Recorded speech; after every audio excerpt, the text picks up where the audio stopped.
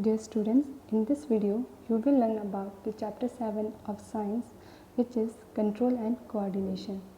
Let's start with the introduction. Control is the power of restraining and regulation by which something can be started, slowed down or stopped, whereas coordination is the systematic working of the various organs of an organism producing a proper response to the stimulus. The word stimulus means some external factors which causes a response or a reaction. For example, when we touch a hot object, we at once withdraw our hand. In this case, the hot object will act as a stimulus, and withdrawing of our hand is the response to that stimulus.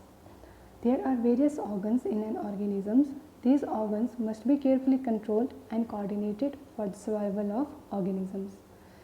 Now, in animals and in plants, control and coordination occurs through different systems.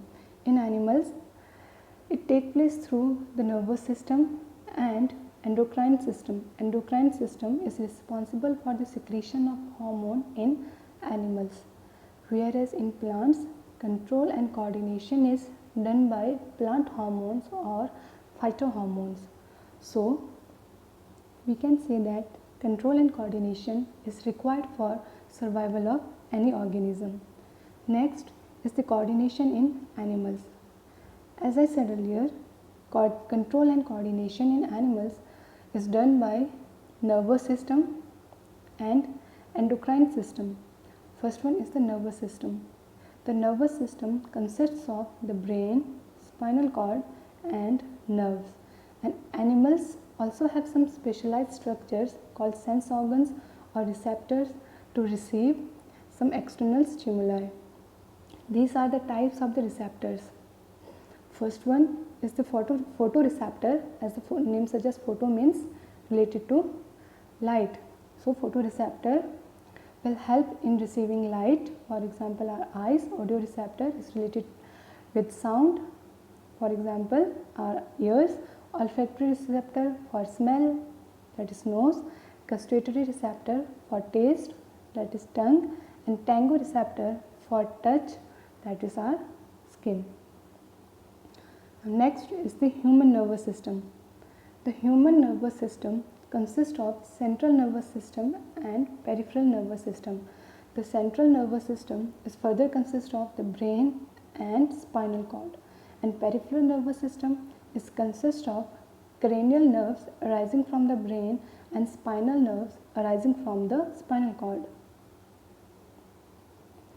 This is the picture of human nervous system. Here you can see that brain and spinal cord, they are forming central nervous system, and nerves and ganglions, they are forming peripheral nervous system, and these nerves runs throughout our body. Now, as you all know that cell is the structural and functional unit of our body. In the similar way, nerve cells or neurons are the structural and functional unit of nervous system.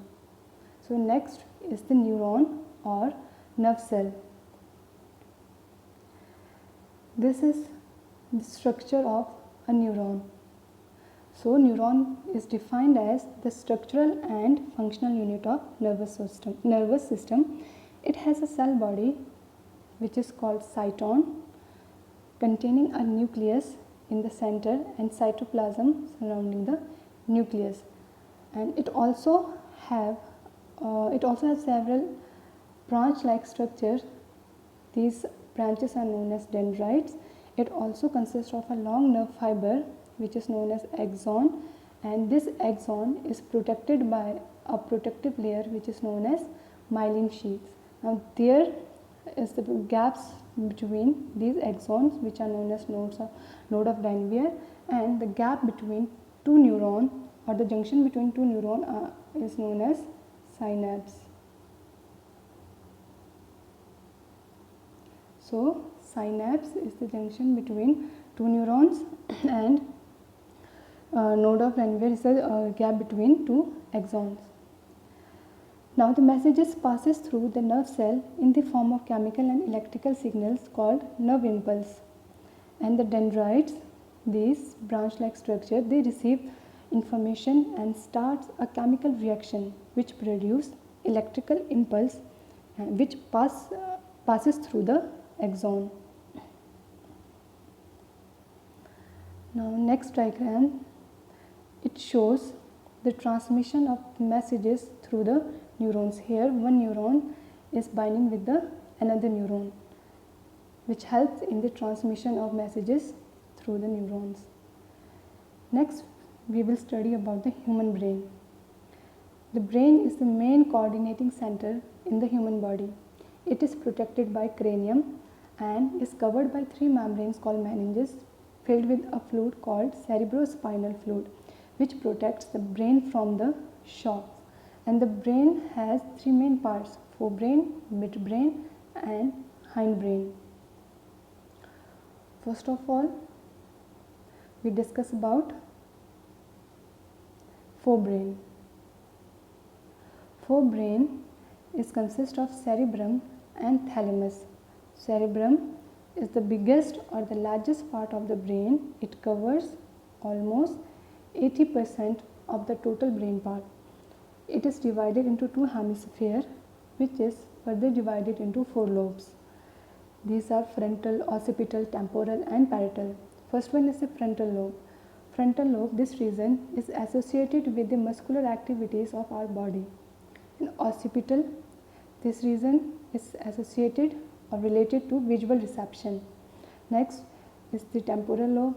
This region is related to auditory reception, and parietal lobe, the fourth one, is related to touch, smell, temperature and conscious association. Next is the midbrain and hindbrain. Midbrain, it connects forebrain and hindbrain, and it controls the reflexes involving eyes and ears. And hindbrain further includes three parts. These are cerebellum, pons and medulla oblongata. This region is cerebellum, which is responsible for muscular movement, body posture and equilibrium. This region is pons, which controls respiratory activities, and medulla oblongata, which controls involuntary activities. Involuntary activities are those activities which we cannot control. For example, coughing, vomiting and blood pressure. So these activities are not in our control. We cannot control these activities. So these are considered as involuntary activities. Next is the human brain. This is the structure of the human brain. We already discussed about the human brain, and now this is the diagram of a human brain. And here you can see the forebrain, the midbrain and hindbrain. Forebrain is further consists of cerebrum, thalamus and hypothalamus, and midbrain is the middle brain which joins forebrain and hindbrain, and hindbrain is further consists of pons, cerebellum and medulla oblongata. Students, there's two different words. One is cerebrum and second is cerebellum. You did not need to get confused between these two words. Cerebrum is the part of forebrain and it is the largest part of our brain, whereas cerebellum is a part of hindbrain and it is the second largest part of our brain. Next important part of central nervous system is spinal cord. The spinal cord starts from the brain and extends throughout the vertebral column. It has 31 pairs of spinal nerves. And it carries messages to the brain and from the brain to the various parts of our body. It also controls reflex actions. Now, what are reflex actions? And the reflex actions or reflex action is defined as a sudden, unconscious and involuntary response of effectors to a stimulus. For example, we suddenly touch or we suddenly withdraw our hand if we suddenly touch a hot object. In this reflex action, the nerves in the skin is the receptor, tango receptor we discussed earlier. They detects the heat and passes the message through the sensory nerves to the spinal cord, and from here the information passes through the motor nerves to the muscles, which is known as effector of the hand, and we withdraw our hand.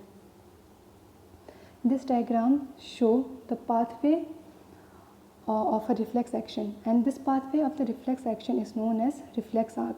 Here the hot object, a candle, this is acting as a stimulus. As soon as we come in contact with this flame, we at once withdraw our hand, but in this time when we are coming in contact to this flame and till we are withdrawing our hand, there is a pathway going on, and this pathway is known as reflex arc.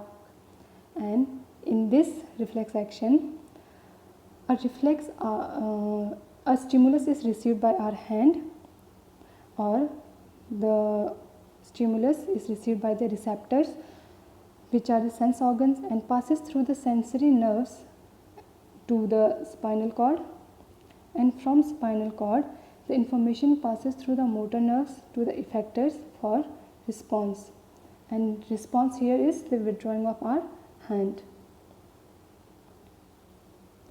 Now next is the reflex arc. The pathway of a reflex action is reflex arc, and in reflex arc stimulus is received by the receptors, which are sense organ, and passes through the sensory nerves to the spinal cord, and from the spinal cord information is passes through the motor nerves to the effectors, which are muscles or glands, for the response. This is the schematic representation of the pathway for a reflex action. There is a stimulus and it will trigger receptors, which will further go to sensory nerves, to spinal cord, to motor nerve, and to muscles, and finally which will cause a response. So students, this was all about the control and coordination in animals. Thank you.